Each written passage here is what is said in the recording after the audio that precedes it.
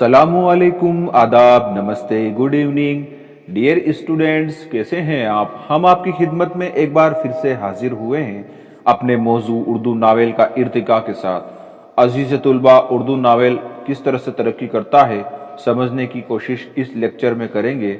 हमने उर्दू नावल निगारी का फ़न इससे पहले के लेक्चर में समझ लिया था। अजीज तुलबा, उर्दू नावल उर्दू दास्तान की एक इर्तिकाई शक्ल है और इसी की कोख से इसने जन्म लिया। मगर हमारे अदब पर मगरिब का भी एहसान है कि हमारे बुजुर्ग अदीबों की निगाहें इधर उठी और उन्होंने मगरिबी अदब से कस्बे फैज किया। मौलवी नज़ीर अहमद के कई नावल अंग्रेज़ी नावलों से मुतासिर होकर लिखे गए हैं। मौलवी नज़ीर अहमद की मुरातुल उरूस 1869 में शाये हुई। ये उर्दू का पहला नावल है। इस नावल में मौलवी साहब ने अकबरी असगरी दो बहनों का किस्सा बयान किया है।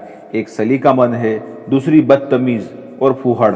एक अपने घर को अपने आदत व एतवार से जन्नत बना देती है, दूसरी अपनी बद जुबानी और बदसलूकी की वजह से दोज़ख। दोनों बहनों के किस्से अलग अलग लिखे गए हैं, इसलिए प्लाट में मुकम्मल रब्त पैदा ना हो सका। इसका दूसरा ऐब मुसन्निफ की हद से बड़ी हुई मकसदियत भी है, जिसने फन्नी नुक्ता नज़र से नावल को नुकसान पहुंचाया। आगे चलकर इनका फर्क निखरता गया। खामियां तो इनके नावलों में बहरहाल नज़र आती ही हैं, लेकिन इसलिए नज़रअंदाज की जा सकती हैं कि नज़ीर अहमद उर्दू में नावल निगारी की बुनियाद डाल रहे थे। अजीज़ तुलबा, नज़ीर अहमद के बाद रतन्नाज शरशार ने इस सिन्फ को आगे बढ़ाया। उन्होंने बहुत से नावल लिखे, लेकिन सबसे ज़्यादा मकबूलत फसाना आज़ाद को हासिल हुई।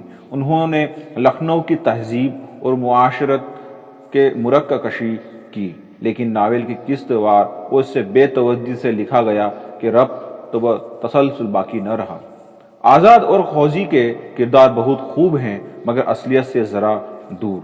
यहाँ भी वही अज़्र पेश करना पड़ता है कि उर्दू नावल अभी आलम तफूलियत में था, इसलिए ये खामियाँ काबिल दरगुजर है।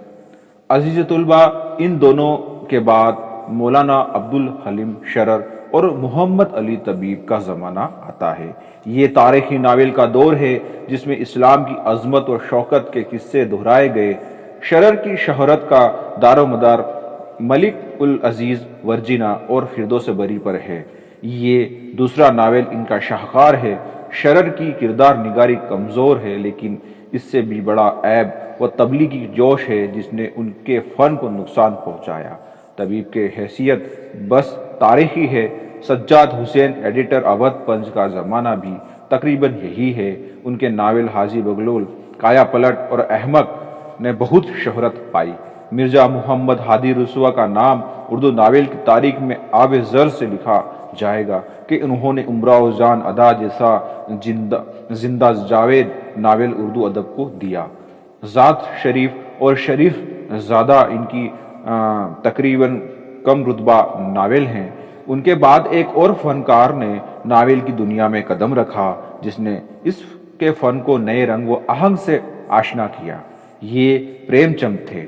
उन्होंने उर्दू नावल को हकीकत निगारी से आशना किया और देहाती जिंदगी पेश करके इसके दामन को वुसअत दी। अजीज़ तुलबा, गोदान, मैदान अमल, बाजार हुस्न, गोशाए आफियत, चौगान हस्ती इनके मशहूर नावल हैं। प्रेमचंद के ज़माने में ही तरक्की पसंद तहरीक का आगाज़ हो गया था।